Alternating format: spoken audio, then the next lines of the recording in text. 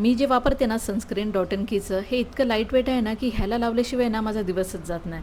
आणि रोजचं हे माझं रुटीनच झालेलं आहे की मॉइश्चर लावल्यानंतर ना हे सनस्क्रीन लावायचं. इतकं लाईट वेट आहे ना की पटकन ना स्प्रेड होऊन जातं चेहऱ्यावर.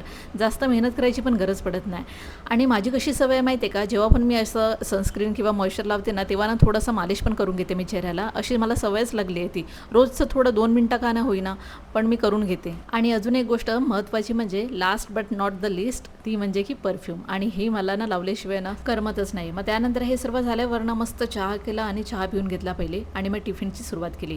इथे मी हिरवे चणे आणि सोयाबीन रात्रीच भिजवलेलं आणि मग सकाळी त्याचा मस्त पुलाव बनवायला सुरुवात केली.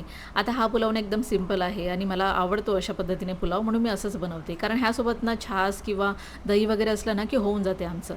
तर इथे मी शर्यतसाठी ना छास बनवला आणि त्यानंतर इथे गॅलरीमध्ये ना मी नाचणी सुकवायला ठेवली होती. ती थोड्या वेळाने जाऊन ना चेक करत होती की थोडंसं मॉइश्चर निघालेलं पाहिजे म्हणून.